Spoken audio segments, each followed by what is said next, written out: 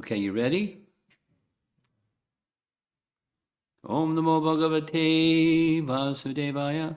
Om Namo Bhagavate Vasudevaya. Om Namo Bhagavate Vasudevaya. Om Namo Bhagavate Om Vasudevaya. Namo Bhagavate Vasudevaya. Om Namo Bhagavate Vasudevaya. Tate Nukampam Susamikshamano.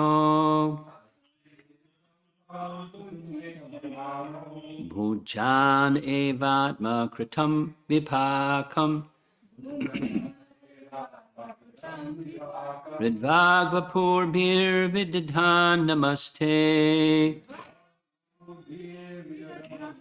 Jiveta Yom Mukti Pade Sadhaya Bhak. One more time.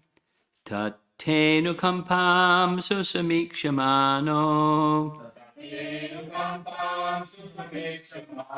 Gunjana Evatma Kritam Vipakam. Ridvagvapur Bir Vididhan Namaste. Jiveta Yom Mukti Pade Sadhaya Bhak. My dear Lord, one who earnestly waits for you to bestow your causeless mercy upon him, all the while patiently suffering the reactions of his past misdeeds and offering you respectful obeisances with his heart, words, and body, is surely eligible for liberation, for it has become his rightful claim. And the purport. Srila Sridhar Swami explains in his commentary that just as a legitimate son has to simply remain alive to gain an inheritance from his father, one who simply remains alive in Krishna consciousness, following the regular principles of Bhakti Yoga, automatically becomes eligible to receive the mercy of the personality of God. In other words, he will be promoted to the kingdom of God.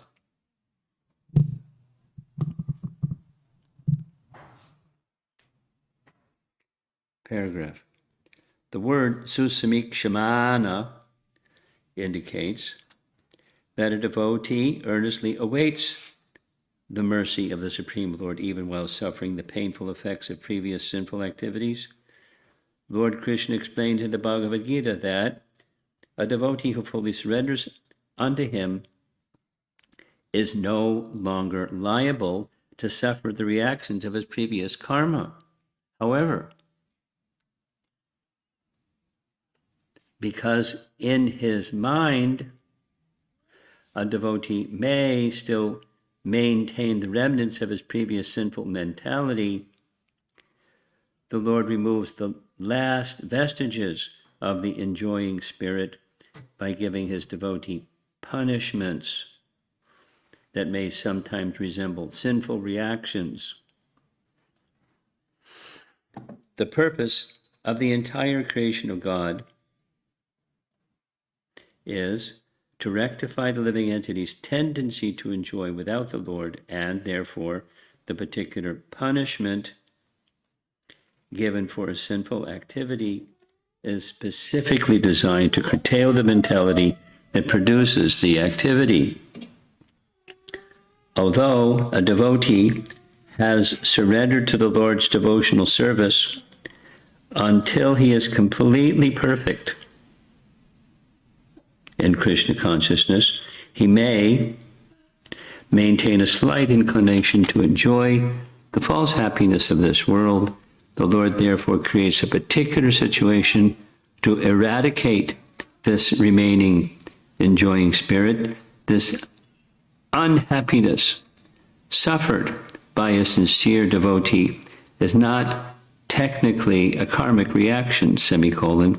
It is rather the Lord's special mercy for inducing his devotee to completely let go of the material world and Return home, back to Godhead. Paragraph.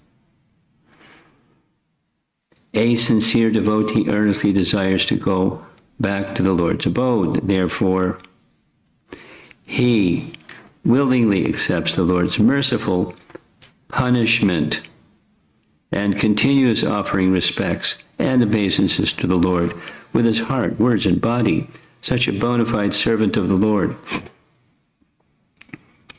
considering all hardship a small price to pay for gaining the personal association of the Lord, certainly becomes a legitimate son of God, as indicated here by the words Daya Bhak.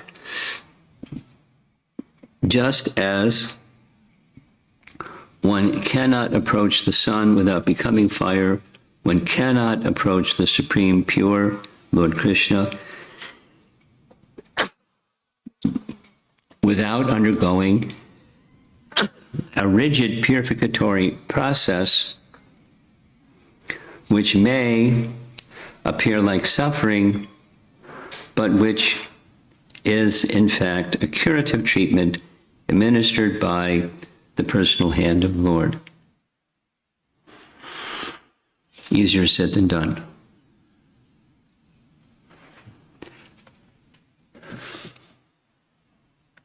You can't get better, authority-wise, than the head of our Sampradaya. So he knows, and he's giving teachings so we can know. And the teachings are nice, and then to live by those teachings is a bit of a challenge sometimes. Maybe you know some people, I know some people, that nice devotees. And boy, do they have difficulties to deal with. Some are this, and some are that, and some are the other, and some are the other, and then it keeps coming, and it keeps coming, and it keeps coming, and it keeps coming. You know some people like that? I know some people like that. Nice devotees. Elevated devotees. And it keeps coming, and it keeps coming. Now, in this case, this is Lord Brahma is not it keeps coming kind of dynamic.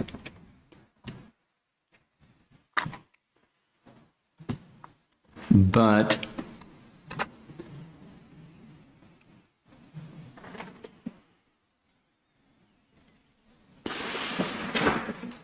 Mitene Brahma Hridaya Adhikavaye, we discussed this in relation to Madhvacharya, the head of the Sampradaya, Lord Brahma, in disciplic succession teachings came to Madhvacharya, and he comprehensively put them in a written form.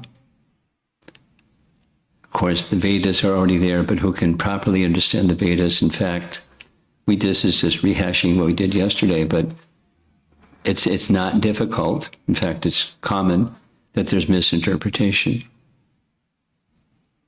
of the Vedas. It's common.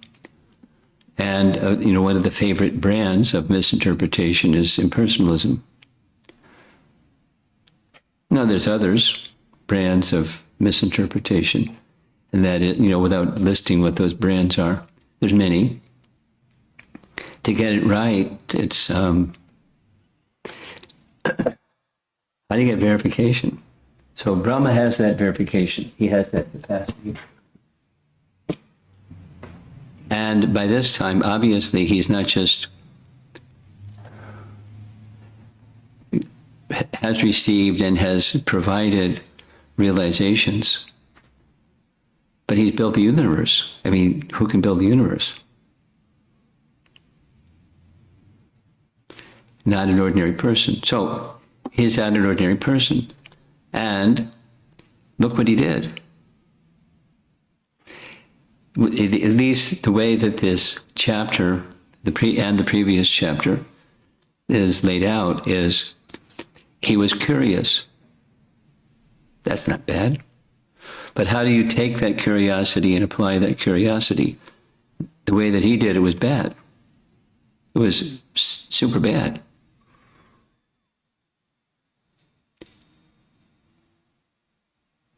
The biggest is he interrupted Krishna's pastimes. That's bad. And in interrupting of Krishna's pastimes, he stole. And he stole those who were dearmost to Krishna, the calves and the cowherd boys. And the curiosity part was, what's he going to do?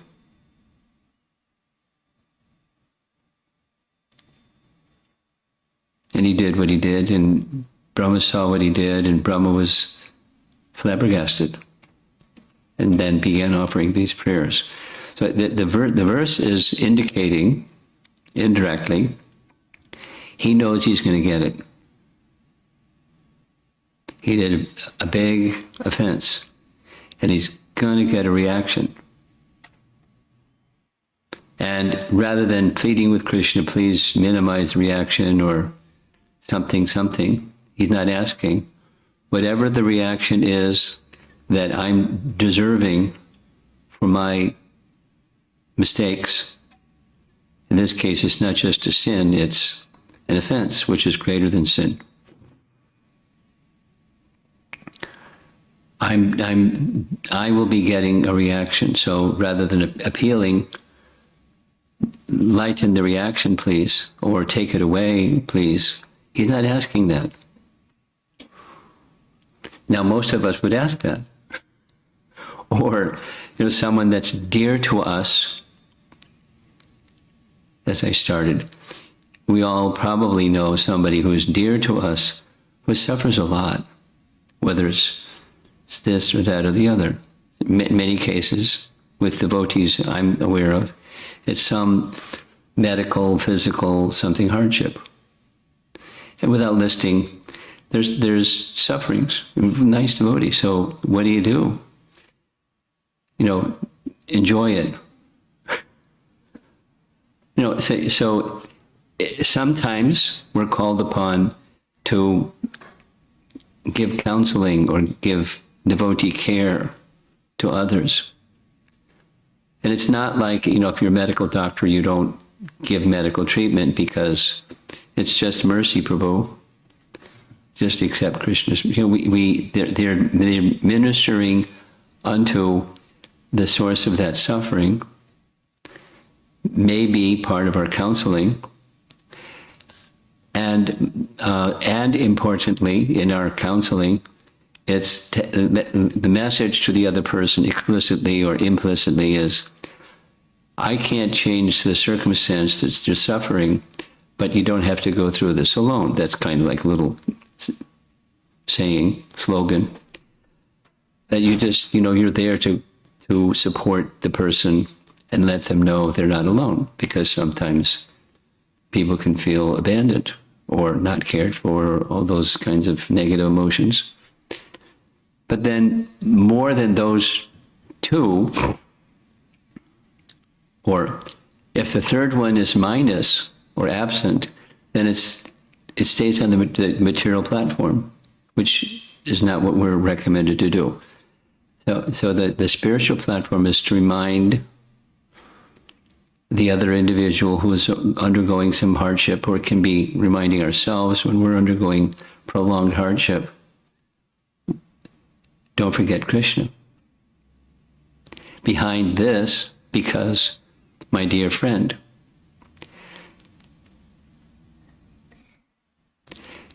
behind the suffering, there's the Supreme Lord.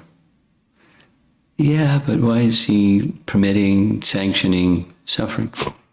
So this is addressing. He's addressing it first person, but he's teaching us by his example how we can, for ourselves and for others, deal with the emotion of suffering. Now, the philosophy is embedded in the purport. The philosophy, quite simply, is bhakti has the power to dissolve completely karmic reactions. I'll say it again. Bhakti has the power to completely dissolve karmic reactions. even abhas bhakti. It has that power. Okay, that's nice. Now, why is there suffering if bhakti has dissolved karmic reaction? Then the answer is, yeah, but there's a tendency behind the karma that was done, that was bad karma, to do the same bad thing again, or at least directionally, to be an enjoyer independent of Krishna and find objects out there that look like they're enjoyable and go down the path of trying to enjoy objects separately from Krishna.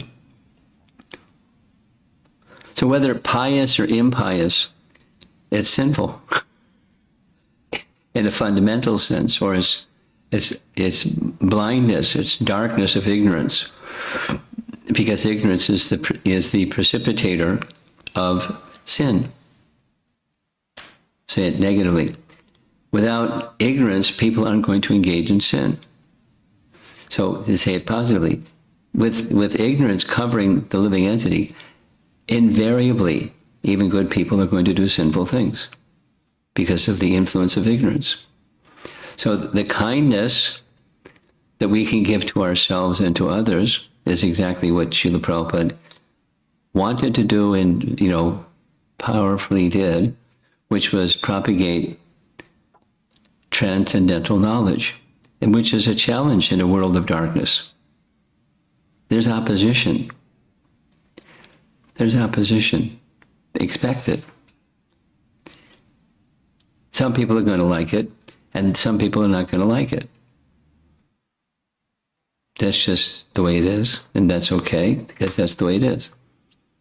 You still propagate light to dispel the darkness, because when darkness is dispelled, then people can see their way and act properly instead of mixed, or means improperly, because properly is transcendental and improperly is under the modes of nature. Okay, sounds like Mission Impossible. Go into a dark place and give the light of transcendental knowledge so people can be happy.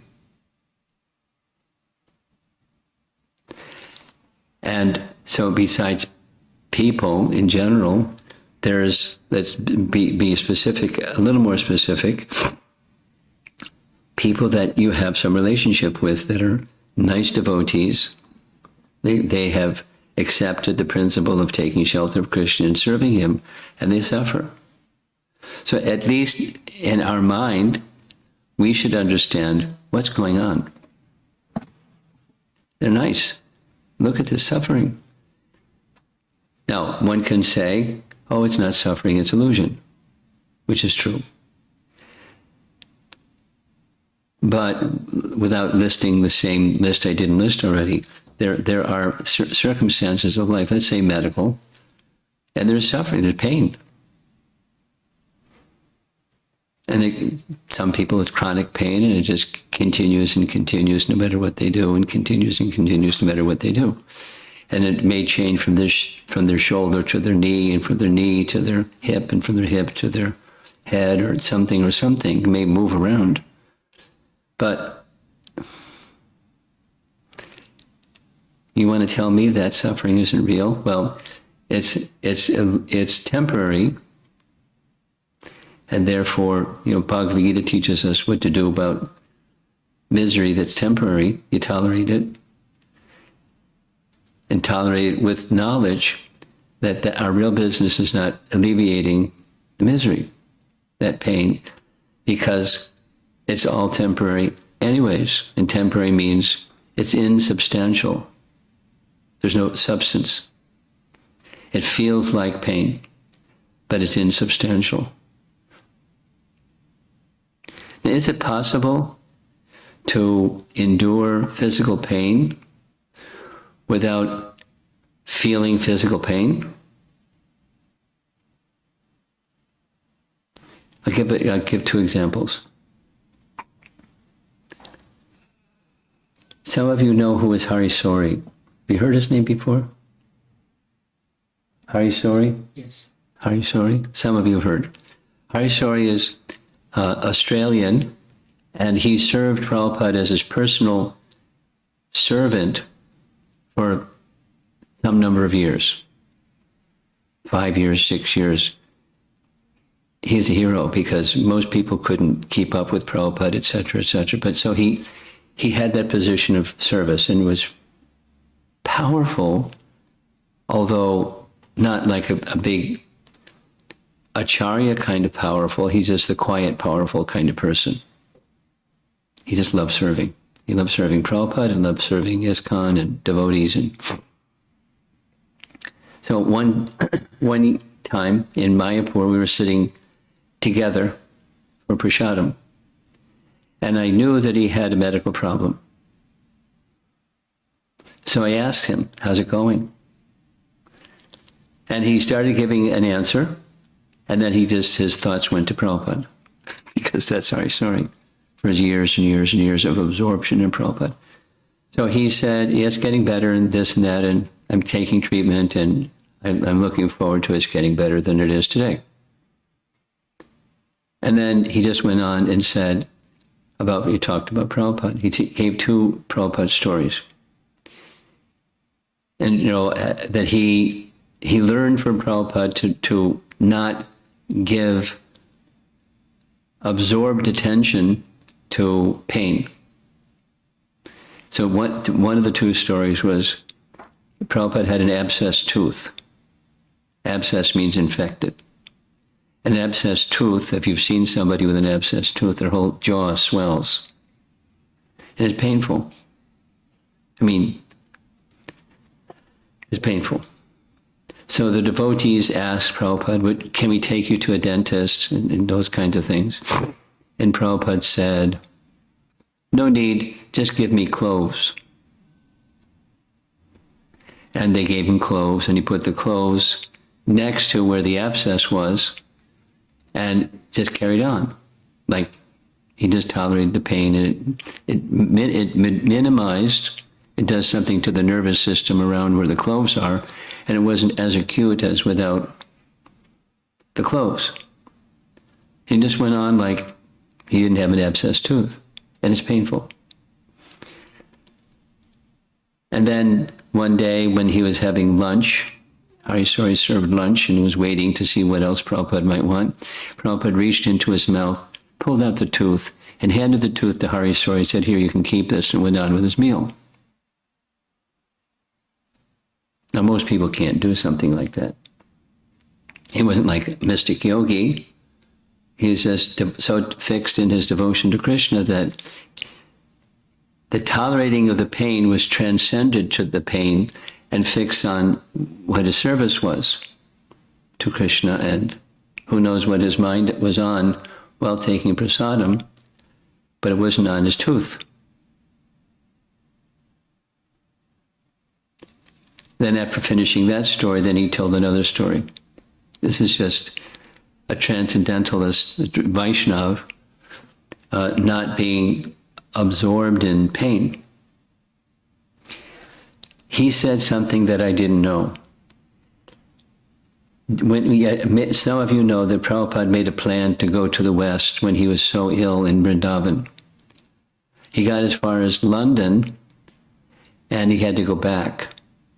And the reason he had to go back was he had to have a kidney operation. A kidney, transplant or something like that. And at his age, gosh. So then Harisori, that much I knew. He said Prabhupada throughout his life had one kidney that didn't work at all and one kidney that worked half. And it's for that reason that Prabhupada took massage. It wasn't like, feel good. It was because kidneys eliminate toxins from the body through water, through urine. And his kidney was not working, the other one was half working. So his body had accumulated, the tissues of his body had accumulated toxins, and it was, difficult. So the massage was to help remove the toxins from his tissues of his body so that he could function. And Harisori said, for all the time that I served Prabhupada, he didn't complain about it at all, except twice. And he said one of those times, the system was, Prabhupada had a little bell, like a buzzer kind of thing, on his desk. And when he wanted his servant, Harisori, to come, he'd press the button. And the bell would ring in the room where he was staying, and Harisori knew to come. And so at early in the morning, midnight, 1 o'clock, the bell rang. And when he came in, because he was asleep, Harisori was asleep, Prabhupada was up already doing his translating. Because he just slept an hour and a half at night and then started his translating after taking bath. When he came into Prabhupada's room, paid obeisances, his chadar was over his head, his whole body was trembling. And he said that Prabhupada said in a soft voice, I can't translate. I'm in too much pain. And for Harisori, that was very surprising because he just tolerated pain. He tolerated or transcended it. So it's not like if you're a transcendentalist, you don't feel pain. You just transcend it. That's different than what most of us do. We may tolerate, and we may take, lots and lots and lots and lots and lots of efforts to reduce the pain. Prabhupada did what he did to reduce the pain for his kidneys not working.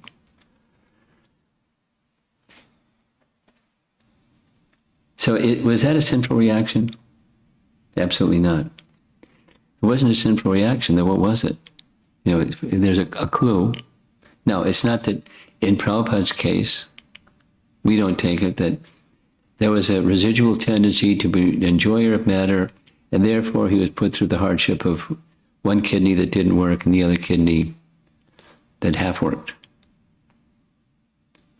But, the consciousness for us and for those dear to us is Krishna's mercy. Easier said than done to think like that, but that is, the mercy is not the suffering, but the residual tendency to be the enjoyer of that which is Krishna's. Not karma, not a karmic reaction, but the tendency behind the karma or the activities of forgetfulness of Krishna. So to remove the forgetfulness of Krishna, that which will help us to remember Krishna, and because circumstance may help us to remember that which we have forgotten. So Krishna's expert. Madhurya Kandambani, some of you know what that book is. It's a book by Vishwanath Chakravarti Thakur. And he teaches the same thing, says it in a different way. What he says is, just like a father may sometimes give to his son sweet milk, and a father sometimes may give to his son bitter nimba juice, depending upon the circumstance of the bodily condition of the son. So when the father gives bitter nimba juice, it's not a punishment, it's a cure. Otherwise, you wouldn't give bitter. So bitter has a certain capacity for digestion and other things, without going into the Ayurveda of it.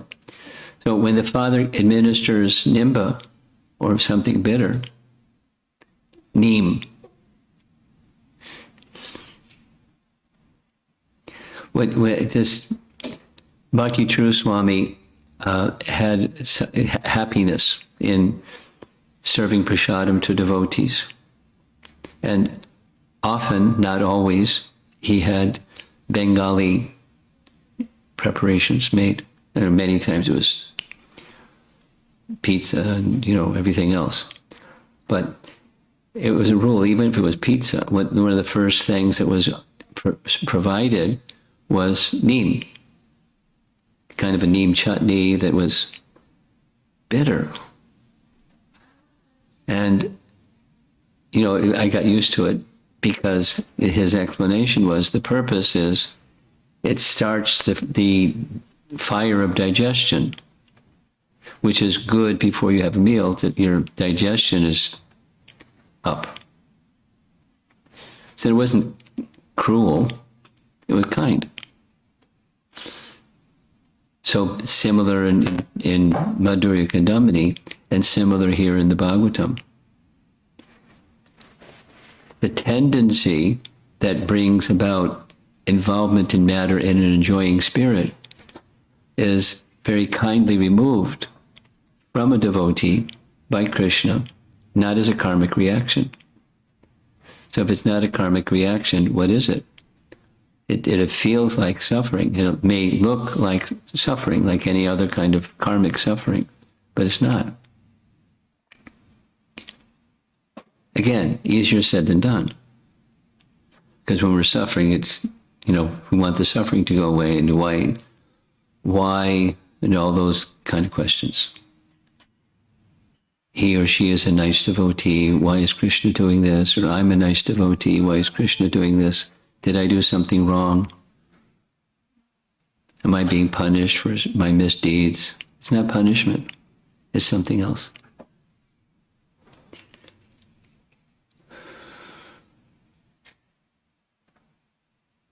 I'll end with this. There's a verse in the 11th canto, Srimad Bhagavatam, where Krishna is speaking to Uddhava, and Krishna says something similar. And Prabhupada liked to quote this verse because he said, this is what happened with me. When Krishna shows his special mercy, because the word in the verse is anukampa, tate anukampa. Anukampa means mercy. Awaiting Krishna's mercy while one is undergoing some tribulation. So the attention doesn't go to the tribulation for one who has taken full shelter, body, mind, and words in service to Krishna, with the purpose that Krishna should be pleased. That's where the intention of such a person goes, and all the while awaiting mercy, because that's part of the relationship, is service and mercy. Isn't it? It's the Damodar Leela. Prayasa and mercy bound Krishna. Trying to serve Krishna in a favorable way. Mother Jasoda, Krishna doesn't want to be bound. But she's Mother Jasoda. And she feels compelled, inspired by Krishna, of course, to bind Krishna. So he should teach him not to steal. Loving mother. Loving mother shouldn't think, oh, it's my child's Leela. Okay, so effort and mercy. That's the two fingers. Effort and mercy are both needed. And then the effect can be there. Krishna's anukampa, Krishna's mercy, becomes invoked. And jiveta sadayabhak. Jiveta means just survive. Jiveta. Just continue in the position of devotion, not only doing something, but in the position, the mode of devotion. And expect susamikshamano. Expect Krishna's anukampa. However long it takes, because even when putting the tribulation, it's Krishna's mercy. So it's not, later he'll come as mercy because he'll take away the inconvenience. It's mercy. It's beginning, middle, and end. It's mercy.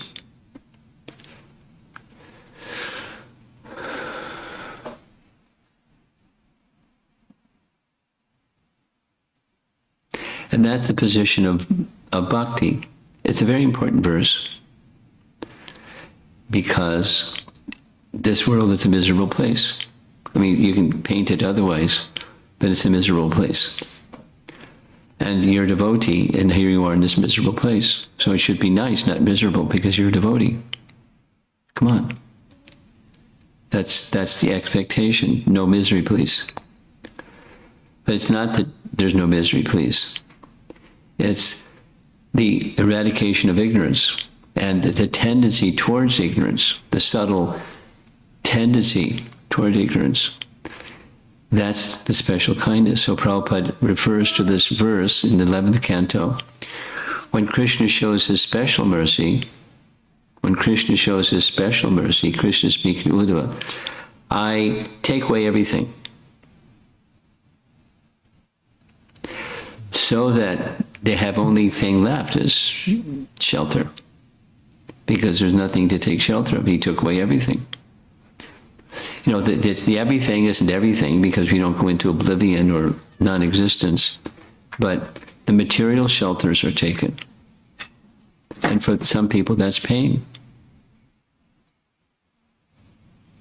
But when material shelters are taken, what's left? Shelter of Krishna's lotus feet. He says, Krishna says to Uddhava, that's my special favor. Another way of same thing is what's this verse? Oh Lord Krishna, I'm due to some reaction for offending you. I accept. I'm not going to ask you, please minimize the sentence for my offense. Let it come, whatever it's going to be. Let my body, mind, words be unwaveringly devoted to you, all the while expecting your anukampa, expecting your mercy. And then this nice phrase, sa dayabak. Just like the Sridhar Swami commentary, I'll finish with this, the first paragraph of the purport. As is the law, my understanding at least, law, traditional law, today's modern law may be different. The traditional law in India is the son inherits the property of the father. The son inherits the debts of the father too, but the son inherits the property of the father just by outliving the father. You don't have to have a will. It's just the law. In any case, Sridhar Swami's commenting, I don't know what today's law is. Similarly, just by jiveta, by continuing to be alive in devotion to the personality of Godhead, one inherits the property of the Father. And what's the property of the Father? The kingdom of God. So it's not when you inherit the property of the Father, you own the kingdom of God. That's silly. But you inherit the right to be a servant of the Supreme Lord in the kingdom of the Supreme Lord, in the kingdom of God. So one can expect, and here's one last thing. In this purport, the statement is there, it is good for the devotee. Sometimes this question is asked. Is it okay? Is it something we should do? Is it something we should aspire for to go back to Godhead? Or should we aspire for whatever Krishna wants? Mama jamani janishre bhavatad bhakti rahituki twayi. Option A and option B. Desire to go back to Godhead. B. Desire to be situated in unalloyed devotional service wherever Krishna wants, he can send me. A or B? Gentlemen? B. That's Mahaprabhu. But in this purport is go back to Godhead. So what's back to Godhead anyways? Back to Godhead isn't where your body is. Back to Godhead is where your consciousness is. You can be back to Godhead in this life. Or after this life, even in another body, that's Mahaprabhu's teaching. A haituki bhakti. There's no hetu. There's no causation for bhakti that's pure bhakti. So desire to go back to Godhead can mean you go to that place. Desire to go back to Godhead can mean desire to be in the consciousness of causeless devotional service, birth after birth. And that's Mahaprabhu's teaching. And we're aspiring to become followers of Mahaprabhu. At the same time, it's good for us to want to go back to Godhead. It's not just like salvation is, let me get out of this place, it's crazy. Let me go to the good place.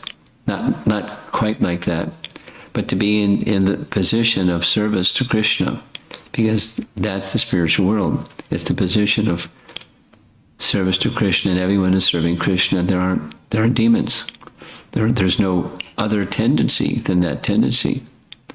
Loving service to Krishna tendency. That's the association I want.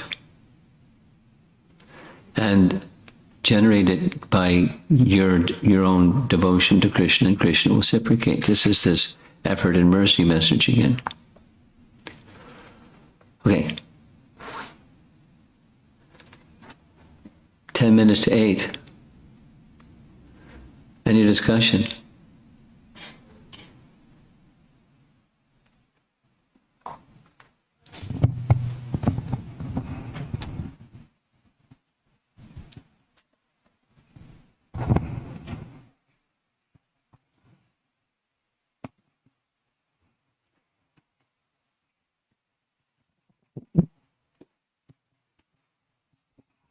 Hare Krishna Maharaj. So how do we develop tolerance towards suffering? Two things. On Krishna's instructions, you tolerate. Tang satikshva swabharata. On instruction, you do so. And second,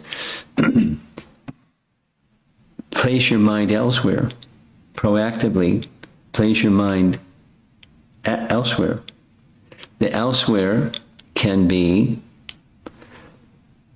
the mood of service, and then the application of that mood of service. Let's take a practical example that we've all experienced.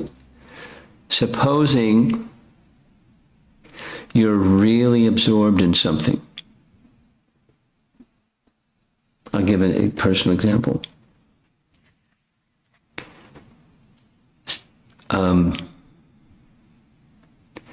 The first Krishna conscious literature that I received was from Burijan Prabhupada, disciple. We went to college together. He gave me a Back to Godhead magazine. Long story short, the feature article in that particular Back to Godhead magazine issue was an article by Bhaktisiddhanta. Circumstance, I started reading it. And when I started reading it, I realized his language was beyond my language.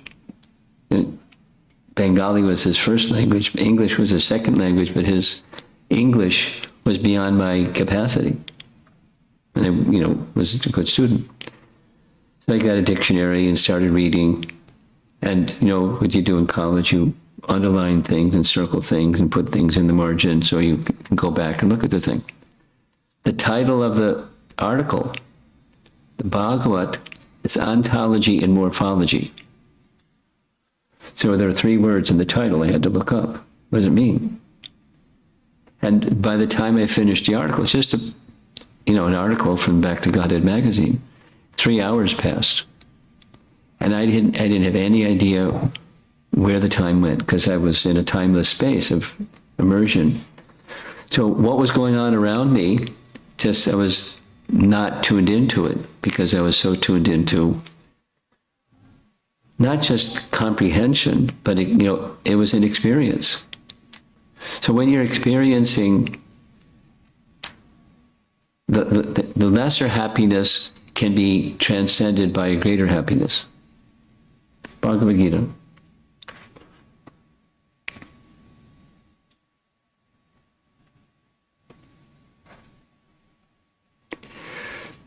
So that's how you learn to tolerate. In principle, instruction to tolerate. Second is find the ways and means that for you work best to become absorbed in spiritual happiness. It's, it's accessible, it's of the soul. It can be awakened. And the more that you can awaken that spiritual happiness, the more you can be tolerant. So tolerant doesn't just mean grit your teeth, bite a bullet, as they say, and then you just endure the pain. That's one way to do it.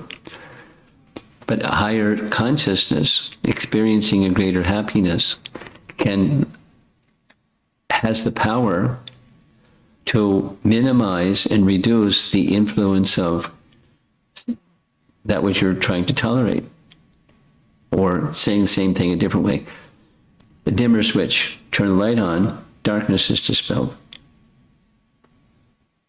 So what's the brighter is the happiness of the soul. The more you can reach that position of happiness of the soul, you can tolerate. And that's what happens progressively, experientially, in bhakti life.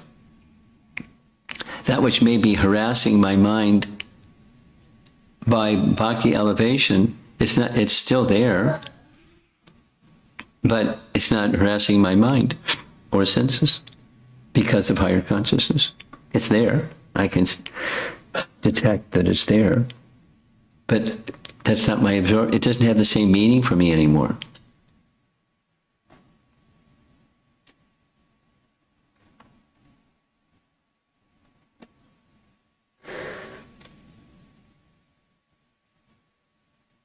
By higher consciousness. Param drishtva nivartate, in language of Bhagavad Gita. Param drishtva nivartate. By experiencing higher taste, one can give up the lesser taste. So go for the higher taste. And then built into that is the capacity to be more tolerant.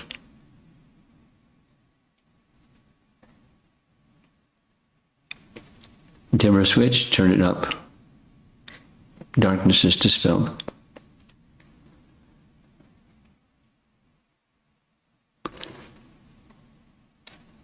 Anything else? Thank you.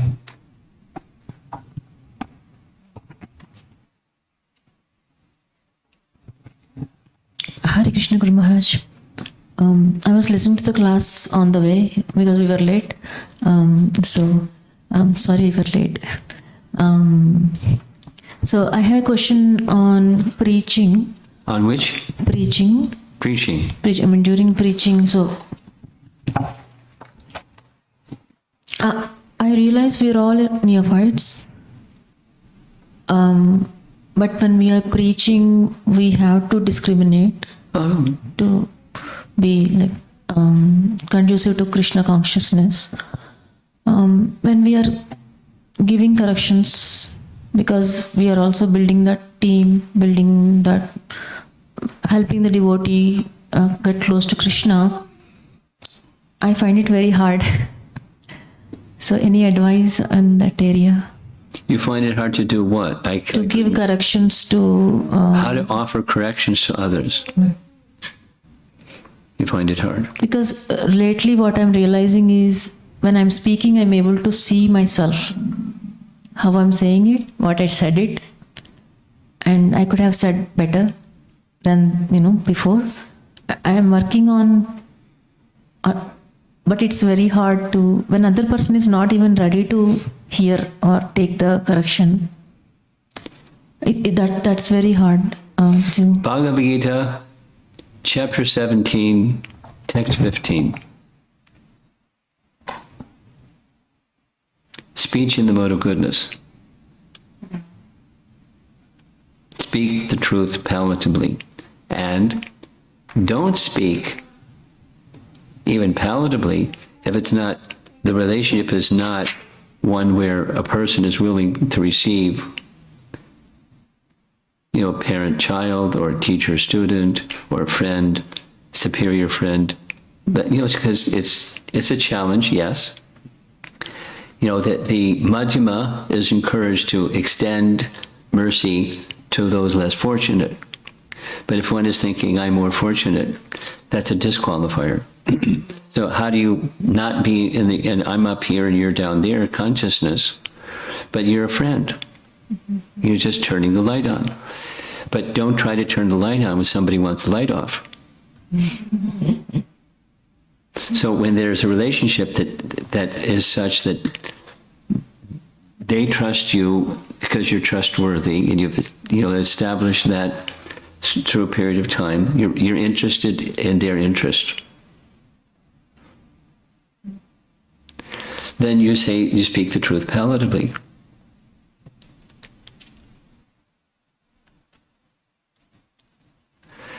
And it's a challenge because we're not so much in the mode of goodness. And palatably means in the mode of goodness, but at the same time speaking the truth. It's not easy. It's true. It's not easy. But the right kind of relationship permits, even if you could do it better next time, or some months later, years later, the person doesn't hold on to, you could have done it better. Rather, the person when the relationship is right, they can understand your intention. Somebody mentioned this 2 days ago. A god brother was sharing with another god brother my dealings with him without giving names. And he said, many years ago, I was chanting, sitting down, and Ramapad Swami mentioned to me nicely, you're falling asleep. It's probably a good idea if you stand up so you don't fall asleep when you're chanting. And I didn't take it anything other than it was with my interest. And to this day, I don't chant sitting down because I don't want to fall asleep. It stuck, and there was no resentment. Now, could I have said it differently or better or et cetera, so many years ago? That's like 40-something years ago. Probably. It has everything to do with my modes of nature and recognizing the other person's modes of nature and, being sensitive to both. So improving is good. Making mistakes is going to happen. So the main thing to look to is two things. There's a relationship where that other person is willing to hear from you, recognizing that you have their interest, not your interest. School? Your daughter has to go to school? No. Okay.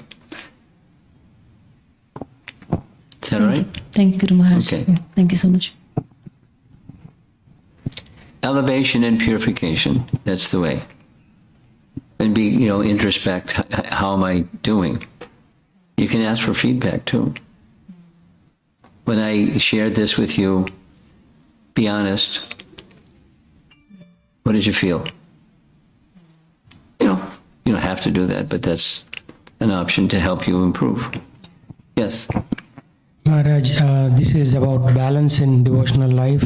So there seems to be a lot of things that we are expected to do or we need to do in our seva. For example, we have to take care of the farm, go to the temple, do our preaching, and the distances in the DFW area are tremendous, so a lot of time gets consumed simply in traveling from place A to place B. Like my farm is 50 miles away north, temple is 50 miles south, and UNT where I occasionally go to meet the Hold students. a little further away because it's too much reverberation. Yeah, try. So balancing these different activities, there are not enough hours in a day to do the required devotional activities. This is a how to balance question. Okay, here's one of my flashcards. It's not about balance, it's about time management.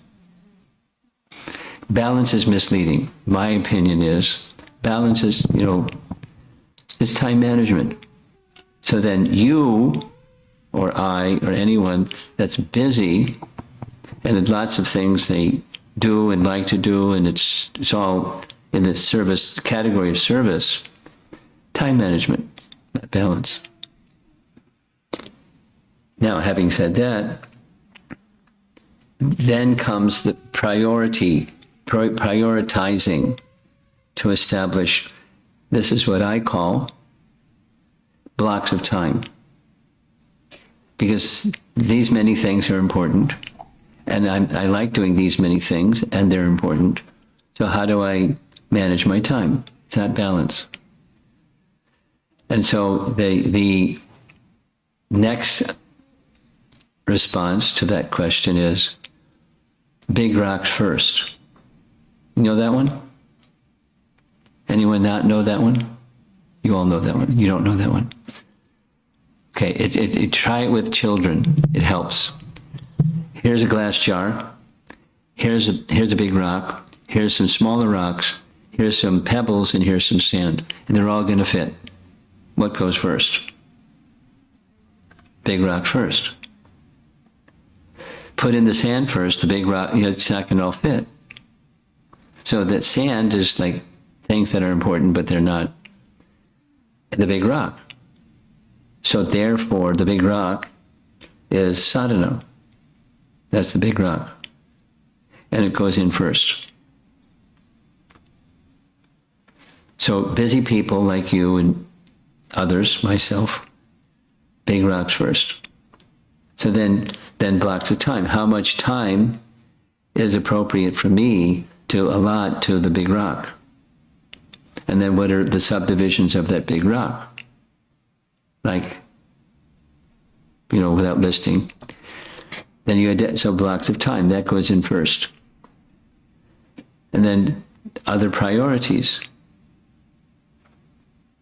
And then so the distribution of time or time management may be, this is something I do every day, and this is something I do 3 times a week, and etc.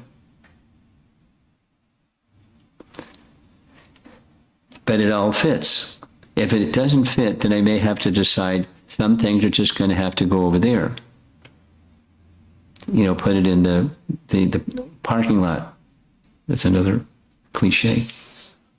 And it's important, but it's not going to, so these other things prioritized are more important. So I'll do it later. I'll give an example, personal example. I've been wanting for some time to write. It takes time.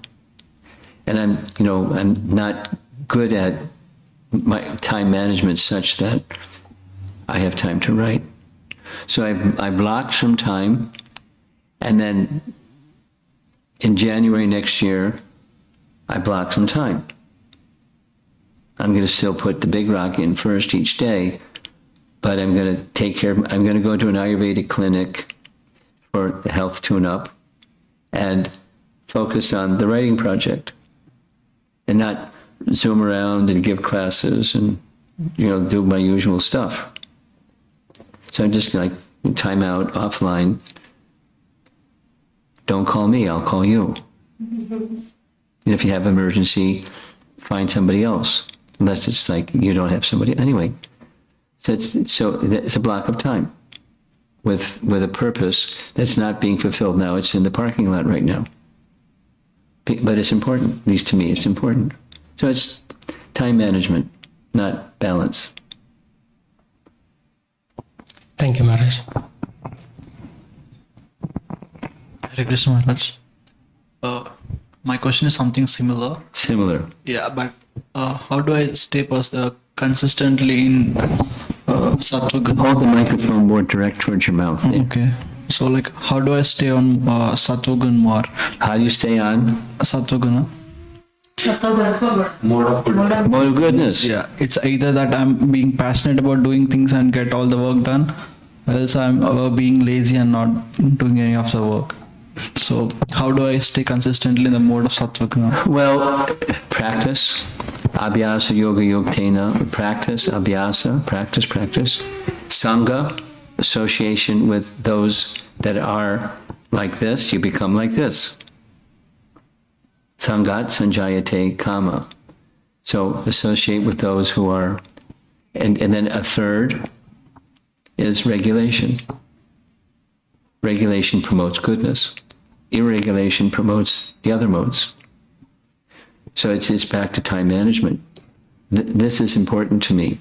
I would like to move away from the darker modes and more towards the mode of goodness mode. That's, for me, that's important. So now I'm going to prioritize my time. And one of those things is cleanliness, mode of goodness, truthfulness, regulation. Cultivate. And it'll become your life. I mean, let's take a look at what Prabhupada did. When he came to America, who was his audience? Yikes. Yes. Yeah, so he just was very tolerant, knowing that's the modes that this audience is engaged in. But he saw a spark, and he fanned the spark, and was very patient. And he gave his association, through sound, consciousness became elevated, the modes of nature became elevated. People that were addicted to, sinful things, without listing, sinful meat eating and sinful drinking and sinful smoking and sinful, stuff, it got cleansed away. So that's the method.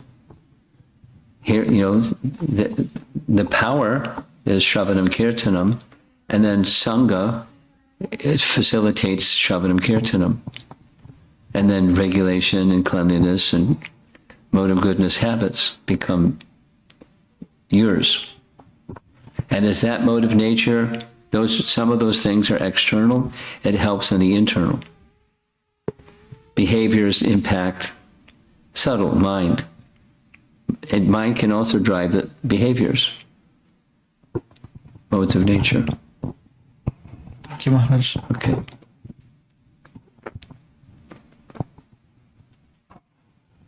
I think that's it. Maharaj, I'll ask one question. Okay. How do we, Pandavas were very close to Krishna. They were always thinking about Krishna. Yeah. How do we understand them going through so many hardships through their entire life? Oh, you know the answer. It's the same answer. Same as this. Same. The Pandavas, in Brihat Bhagavatamrita, so Narada Muni is sent by Prahlad, if I remember correctly, to go see the Pandavas because they're most intimately connected with Krishna. They're not just remembering Krishna, but they're with Krishna. So when he goes to see the Pandavas, they're cooking up a plan of how we can have difficulties. Because when we have difficulties, Krishna comes. Now our difficulties are gone, so Krishna's gone. So what's the best difficulty for us to cook up? It's to enhance their shelter taking or demonstrate the capacity to have full shelter despite. It wasn't sin, it wasn't bad karma, it wasn't, impure vasanas. It was Krishna's using them to teach us taking full shelter regardless of circumstance. He was, you heard this example. Sometimes the mother will teach the daughter-in-law by teaching the daughter in the presence of the daughter-in-law. So rather than teaching the daughter-in-law, there may be some resentment if the mother-in-law is teaching the daughter-in-law. So the mother teaches the daughter in the presence of the daughter-in-law. Like that. Krishna's instructing us how to deal with adversity and not waver. Okay. Thank you, Srila Maharaj. Prabhupada ki jai. His Holiness Rompa